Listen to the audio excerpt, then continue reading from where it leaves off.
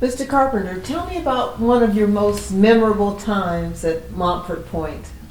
At Montford Point. Most about every day was just about. I guess the most memorable day was going through boot camp. When I went in, we were just at the point where they were converting from white DIs to black DIs, and so the black DIs were going to determine they were going to be better than what the white DIs they taught. So, and it made it pretty rough for us. And of course, with the black DIs like Sergeant Huff or Ashmark Johnson, they were just beginning to be DIs. They were among the first group of African Americans to become DI, and so they wanted to impress us, and they really did. That they were real DIs, and that we were going to be real Marines. Yeah, that must have been really, really nice.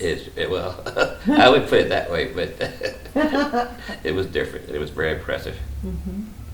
What were some of the battles that you?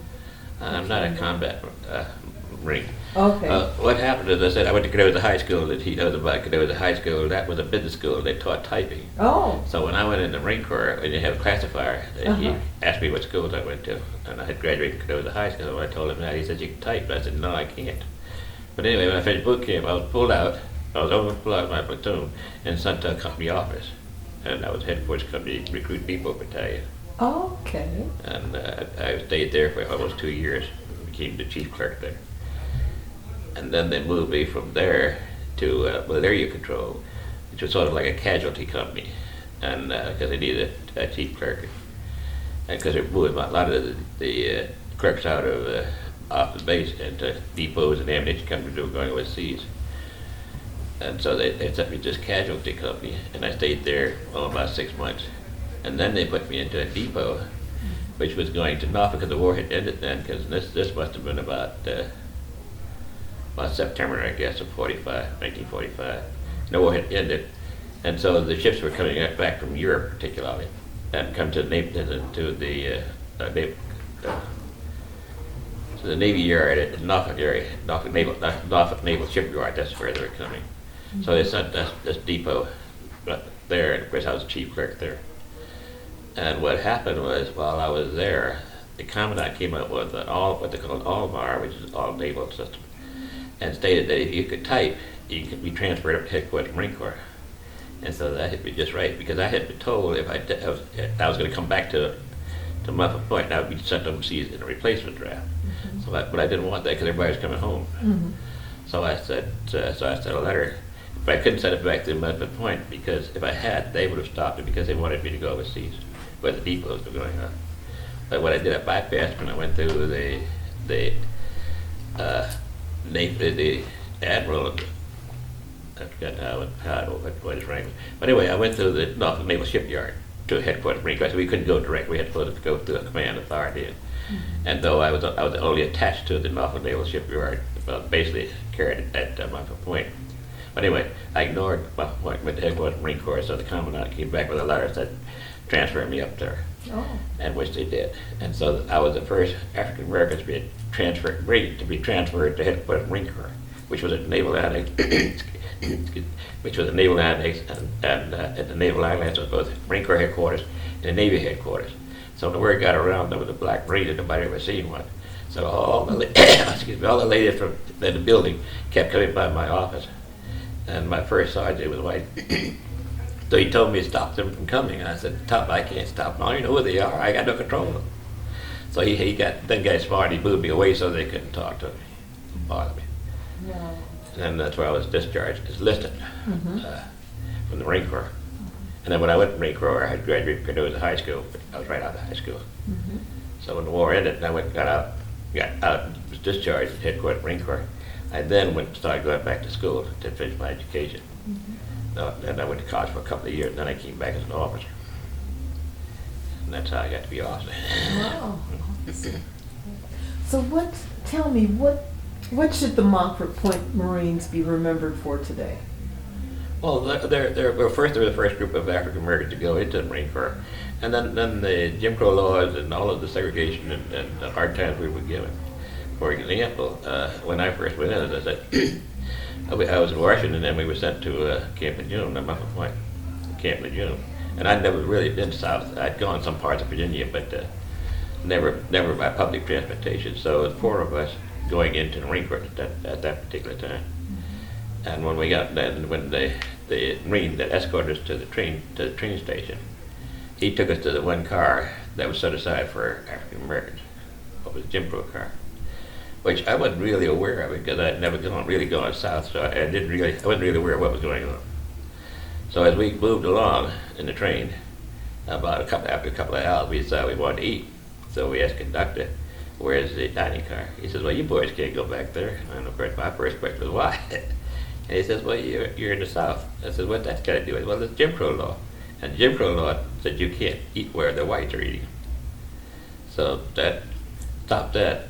And then when we got into Rocky Mount, that's where we transferred to Rocky Mount to catch a bus to go to Camp Lejeune.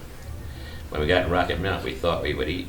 And by being in this segregated car, which was right behind the engine, when the train pulled up down the track in Rocky Mount, that takes us way down the track with the engine.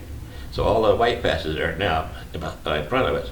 So we get off, and they're heading for the station. Well, we were just talking, and we weren't thinking about where we were or where we were going, except we knew we had to go to the station to find out how to catch the bus to get to Jacksonville. So as we got to the door, the big police was standing up there, and he says, where the hell did you use the N-word you think you're going?" And so he said, "No, we're going here. We're Marines. We got government orders says we're supposed to eat. We had meal tickets, so we said we got government meal tickets says we're supposed to eat. So we want to go and eat." He said, "Well, you can't go in here." He said, "You have to go around the side." So we were going to argue with him. As I said, he was a big police. He had a big gun, almost half the size he was. That's the way it looked. So anyway, so we went around the side. And then on the side of the coach was put, and a sign overhead said "colored." And then we went into this room, and this was a long corridor, maybe about 8 feet wide and maybe about 15, 20 feet long. At the end of it was a sliding glass door, a window. So we went up there, and I stood, and I was really in charge of the group, the three of them. So we went up there, we stood, waiting for the waitress, which was white, to recognize us. And they just kept talking and talking. So finally I knocked on the glass to get their attention, and one turned around and looked at me and then turned away. So I said, "Well, she sees me now, so I expect she's going to come over at least a couple of minutes." So she didn't. So I knocked again, and she got angry. She came over there. And again, she used a word at us too. But we weren't about to argue with her because the police was still outside at the front door, so we didn't want any trouble. So we said, "Ma'am, could you please tell us where to catch the bus to go to Jacksonville?" So she told us, and the bus station about 4 blocks away, I think it was. So we found the bus. And then when we got to the bus station, we had got a transportation request to get bus tickets to take us to Jacksonville. So when we get to the bus station, we decided we didn't want to eat there, and we didn't do it to look for a sign to tell us which door to go through. So we found the door, and we bought, like I said, got the 4 bus tickets first. So we go out, and there was about 4 or 5 white guys standing in line, and not thinking again, because we were talking and having a good time. We're all youngsters right out of high school. So we stood behind the white guys there, and one of them turned to us and said, "Hey, you can't stand here. Your line is over there." And so we looked sure as we saw a sign that says "colored." So we went over there. So we get kind of concerned. We here in Rocky Mountain. That's the first time I've been there and didn't know where I was or could I do if anything happened. So we went over and waited until the bus came. And the bus pulls so that the front door is where the white passengers are standing, and the back door where we were standing. So the driver gets out and lets the white get in. Then he gets back in. Goes back, open the back door so we can get in, and then he directs us to the back of the bus, which wasn't too bad. So finally we get to Jacksonville, and my order said once we get there was a phone number we had to call, which was on the base. It was a phone on the base. So what we do, we head right into the bus station in Jacksonville, and immediately they yell, "You guys can't come here." So I said, "Well, I got orders. I got to call this phone number." And I knew where a phone would possibly be inside that building. But he said, "Well, you can't." So finally she said, "Well, you have to go outside. There's a phone on the wall outside for a college." So we did, and I called the number, and eventually the Marine came in there with a pickup truck and picked us up, took us through into the gate. And of course, the gate, the minute Paul out, but get off the bus and line up, and they kind of march us into the base. And then we still had to eat. So we got there to the receiving hut. So first thing we asked, "So where can we get some food?" He said, "Well, you're too late. The bus hall is closed." So we couldn't eat till next morning. Wow. Well, thank you very much, Mr. Carpenter. Is there any final Yeah, I would like to information. tell one more of my experiences. As I told you, when I first came out of boot camp, I was pulled out and put in the company office. Well, not only when you finish boot camp, you get 2 weeks leave, but my first sergeant asked me not to take it at that time because he had a job he wanted me to do. Mhm. So when I got through with the job, which was about a month later, he then said I could take my 2 weeks leave. Now, so I leave my office at 4:30 that morning, go into Jacksonville at 4:30. It wasn't until midnight I was able to catch a bus because the whites, all the white passengers from that main side of the base would fill the bus up and fill the bus up with whites first, then then blacks. But anyway, if at 4:30 it took me to midnight to get on the bus to get to Rocky Mill. I get to Rocky Mill about 1, so at 2 or so before I get on train coming to D.C. Well, I come to D.C. and I get to D.C. at 8 o'clock in the morning. And as I said, there's a segregated car for blacks, and usually it's right behind the coal car. So that meant that car is full of coal dust, soot, ashes, and all that. Because the windows open, the air conditioning wasn't very popular. So anyway, when I get into Union Station, I get off the bus, walk through the gate in the Union Station, and the MP stops me, and he says, "You're out of uniform." I said, "What do you mean I'm out of uniform? I just got off the train."